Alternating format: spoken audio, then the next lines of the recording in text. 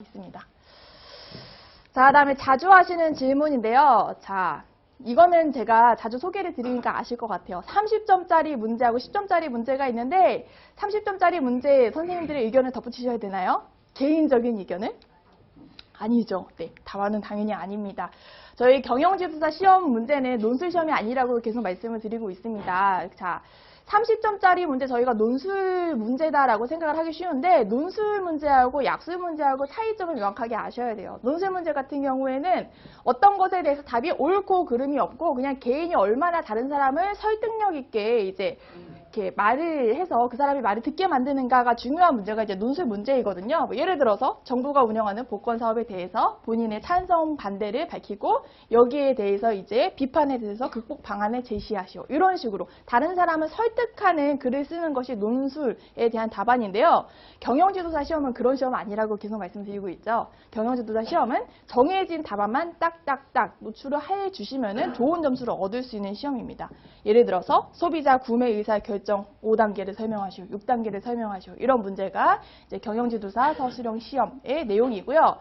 30점짜리 문제는 10점짜리 문제가 3개 붙은 형태이기 때문에 30점짜리다라고 말씀을 드리죠. 분량상 좀 길게 서술이 될 수 있는 문제이기 때문에 이제 30점짜리 문제에 대해서 굳이 논술형 문제가 아니라고 생각을 해주셔도 된다라는 말씀 드립니다.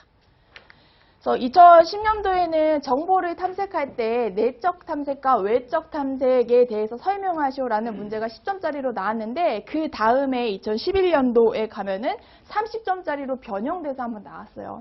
소비자 구매 의사결정 과정 중에서 정보 탐색 과정에서 나타나는 환기 상표군과 고려 상표군의 개념을 쓰시오. 그리고 계속 문제가 계속 되는 거예요. 또 환기 상표군과 고려 상표군과 또 내부 탐색, 외부 탐색과의 관계를 그림을 그린 후 설명을 하고 그리고 이거를 고려할 때 어떤 마케팅 노력을 해야 되는지까지 서술을 하시오라는 문제가 30점짜리로 기출이 되었거든요. 그래서 차이를 아시겠죠? 10점짜리와 30점짜리 문제는 뭔가 의견을 붙이고 안 붙이고의 차이가 아니라 그냥 분량, 서술의 분량의 차이다라는 거 다시 한번 참고 삼아 봐주시면 되겠습니다.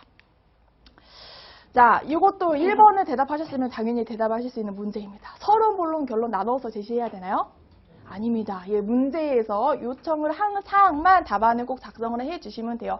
저희가 여기서 서론, 본론, 결론을 쓰지 말라고 해서 두서없이 써라 라는 말씀이 아니라 저희가 일반적으로 서론이라고 생각할 때 되게 사실은 그 문제의 핵심은 아닌데 도입에 들어가기 위해서 조금 이 문제가 왜 인식이 필요하고 우리는 왜 지금 이 문제를 논해야 되고 이런 것들 쓰는 거 있잖아요. 그런 거에 대해서 쓰지 말라라는 말씀을 드리고 있는 거예요. 자, 그러면 좀 부담을 가지실 겁니다. 아니, 서론, 본론, 결론도 나누지 말라고 하고 의견도 쓰지 말라고 하고 그럼 뭘 써야 돼요? 라고 생각을 하실 수가 있죠. 그래서 요거를 일단 떠올리시면 돼요. 어떤 문제를 보았든 간에 내가 생각이 잘 안 날 것 같다 라고 하시면은 4가지 포인트를 내가 공부를 했었나 하고서는 점검을 해보시면 됩니다. 첫 번째, 문제가 나왔을 때 어떤 것에 대해서 정의를 쓰시오. 뭐 예를 들어서 소비자의 정보 탐색 과정에 대해서 쓰시오라는 문제가 출제가 되었으면은 소비자의 정보 탐색이라는 것의 정의를 내가 알고 있나? 라는 걸 한번 생각을 해보시고요. 그 다음에 이 정보 탐색의 특징이라는 게 있나? 라는 걸 생각을 해보십니다. 특히 여기 특징에서 요긴하게 쓸 수 있는 문구 중에 하나가 이 과정을 처리를 할 때 마케터가 활용할 수 있는 장점은 무엇이다, 단점은 무엇이다 이런 것까지 한번 장단점을 짚어보는 방식으로 생각을 해주시면 용이하고요. 여기에 덧붙여서 사례를 쓸만한 게 있나? 라고 한번 생각을 해보시고 마지막으로 이거를 최종적으로 결합을 시켜서 마케팅 시사점이라는 것을 우리가 생각을 해볼 수가 있나라는 거를 이제 점검을 해보시면 됩니다. 그래서 문제를 처음 만나고 당황하실 수 있잖아요. 그래서 당황돼가지고 아무것도 기억이 안 난다. 어떻게 줄기를 잡아야 될지 모르겠다라고 하실 때 이 4가지 포인트를 생각해 주시면 되고요.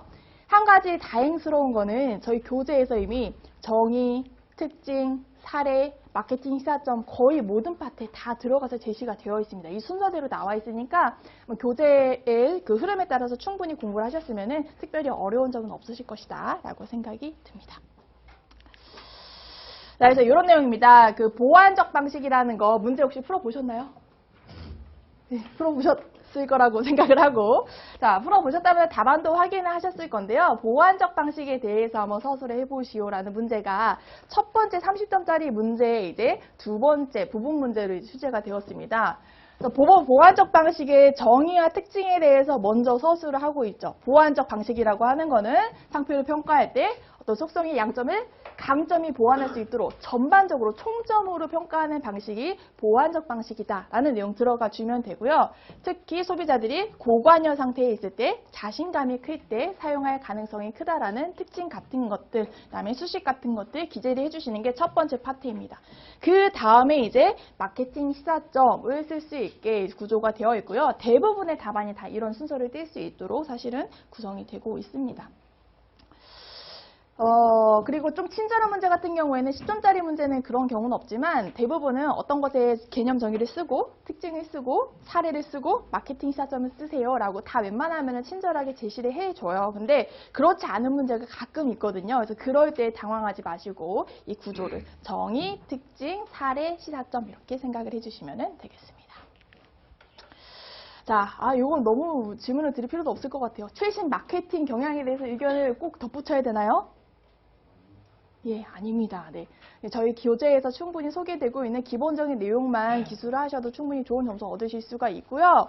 최신 마케팅 사례를 사실 덧붙이시면은 좋긴 좋아요. 내가 그만큼 공부를 많이 하고 많이 관련 지식을 보유하고 있다는 것도 어필하기는 좋은데 그게 결정적으로 이게 합격의 당락을 가르는 채점 포인트는 되지 않는 것 같더라고요. 특히 한 가지 유의하셔야 될 거는 최신 마케팅 사례이다라고 썼는데 그게 굉장히 호불호가 갈리는 그런 내용 같은 거 있잖아요. 어떤 사람은 인정하고 어떤 사람은 인정하지 않는 그런 내용 같은 거를 답안에 이렇게 함부로 쓰셨다라고 하면은 그것 때문에 오히려 감점이 될 수도 있으니까 너무 최신 마케팅 사례에 대해서 이렇게 너무 집중하진 않으셨으면